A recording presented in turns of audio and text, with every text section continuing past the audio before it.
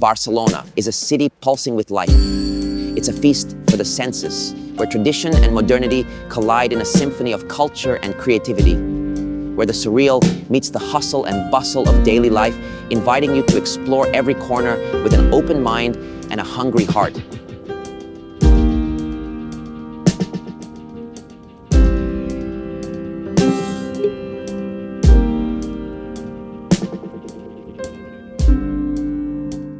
Hola, it's Miguel from Walks, and today we want to talk about and show you some of our favorite examples of architecture in Barcelona.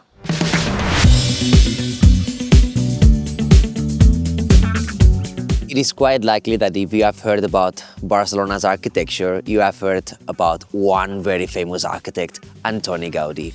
We're definitely going to cover some of his most iconic buildings today, but as well as that, Barcelona has many other great examples of architecture to offer. So what we want to do today is we want to show you some of our favorite examples of Barcelona's past and present architecture.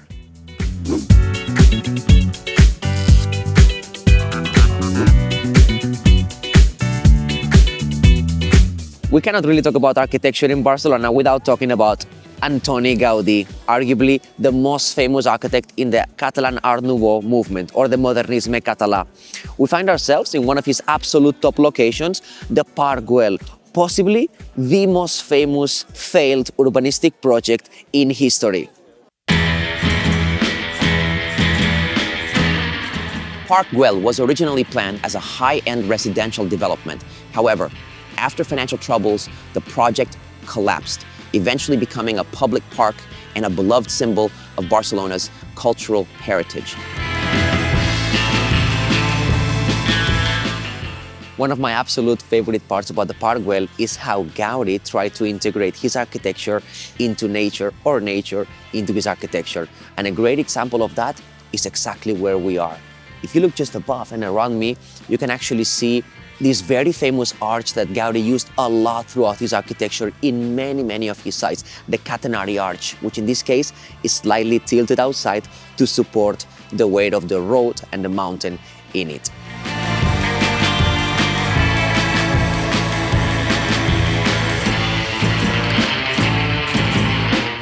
A great example of Gaudí's architecture and nature being combined, being one together, is right behind me.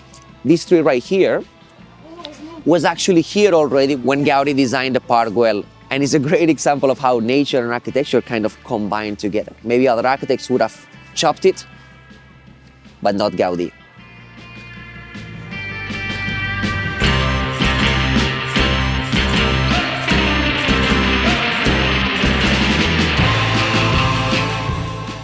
I find myself possibly in one of the absolute most famous benches in the world, the famous undulated bench of the Parc Güell. And I want to tell you a couple of secrets about it.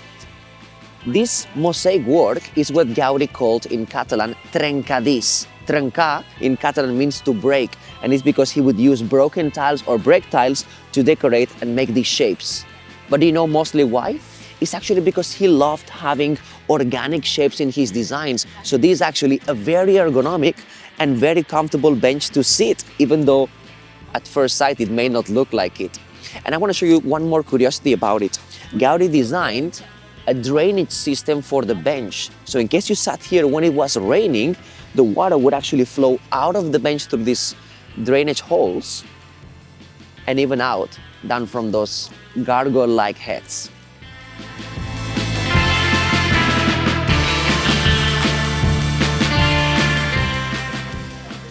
One of the things I like most about Parc Güell is that it's full of trash.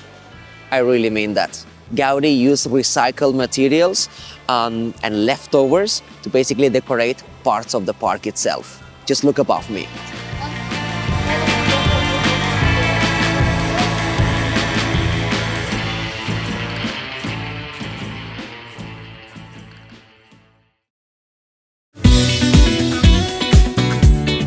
The next place we'll visit is one of Gaudí's earliest masterpieces, and until 2014 was actually a private residence. Tucked away in Barcelona's Gracia neighborhood, Casa Vicens was designed with Moorish influence and is filled with vibrant colors, intricate tile work, and the ever-present connection to nature.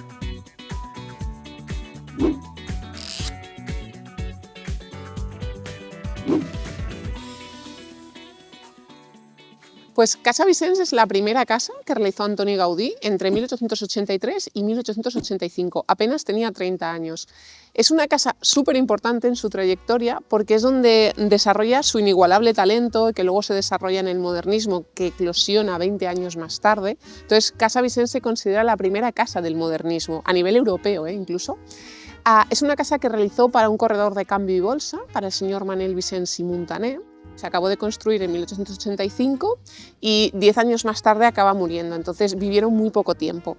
La segunda familia propietaria sí que quiso ampliar la casa y se amplió en 1925 y ha estado en las mismas manos hasta 2014, que se se compró, se restauró, se rehabilitó y en 2017, hace apenas 5 años, abrimos como casa museo para todo el mundo que pudiera visitar la primera casa de Gaudí.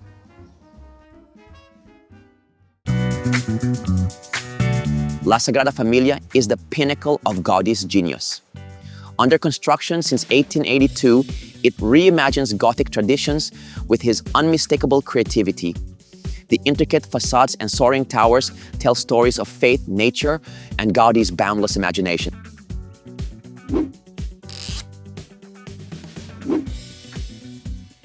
So we're here in arguably one of the most well-loved buildings in the entire world, Antoni Gaudi's masterwork, the Sagrada Familia. And I want to tell you the complete name of this building is the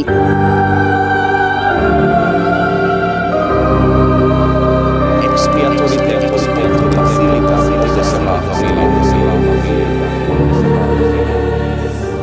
In 1882, an architect was commissioned to design a church dedicated to the Holy Family in this exact location right behind me.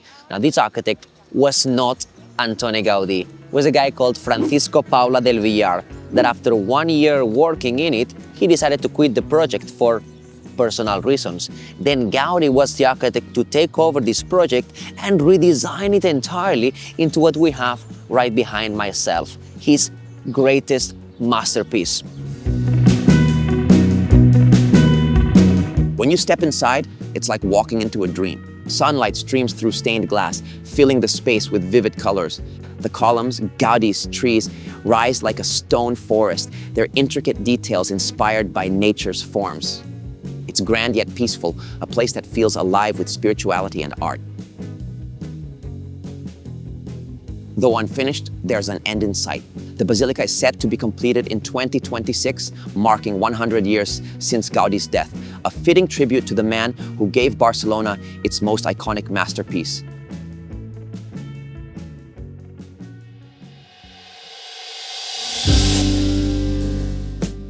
So far, we've explored Park Güell, Casa Vicens, La Sagrada Familia.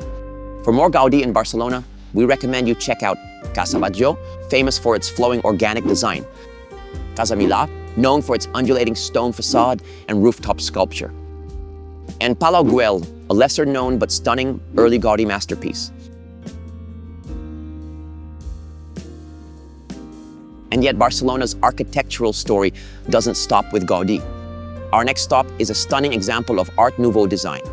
More than just a hospital, it's a place where architecture meets healing, built to uplift both body and spirit. A true testament to the power of beauty in everyday life.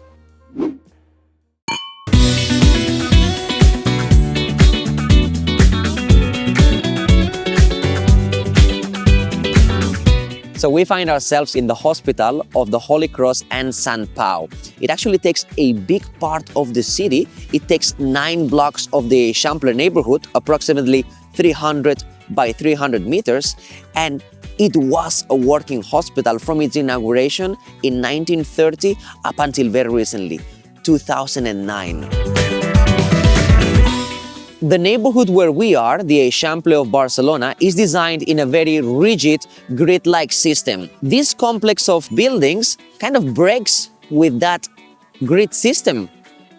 Why would the architect do that?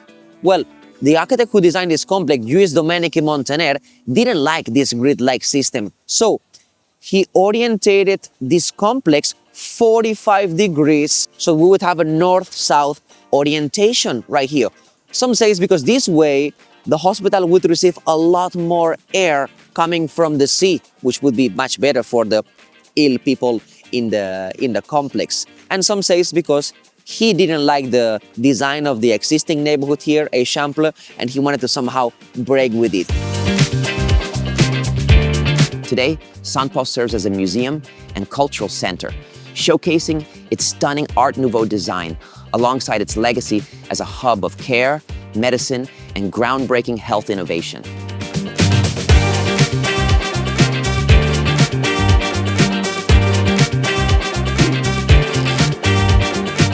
In our search for some of the most iconic architecture in Barcelona, we found ourselves here in Plaza de España, and behind me is Las Arenas. Now, this building was brought to life in the early 1900s as a bullfighting arena, and like many other buildings in the city, it has been reinvented. So what is inside now is a shopping mall with great views of the city.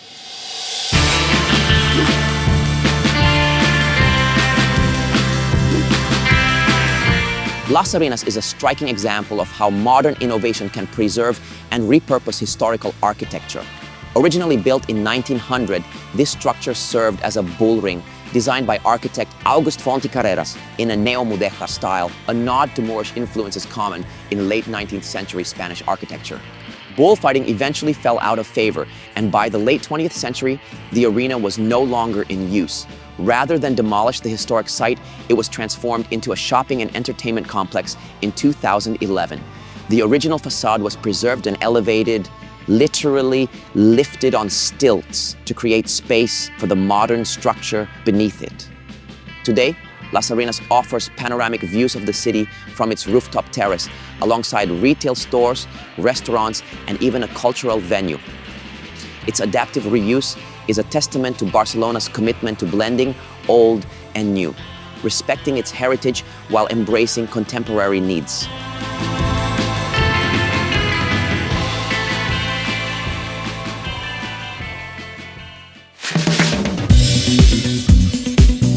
Thank you for joining us on this dive into Gaudí and Barcelona's architecture. If you're planning a trip, we think the best way to explore is to take walks.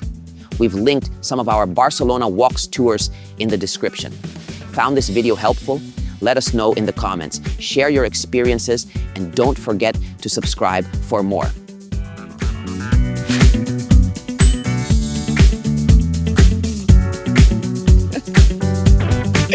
Okay.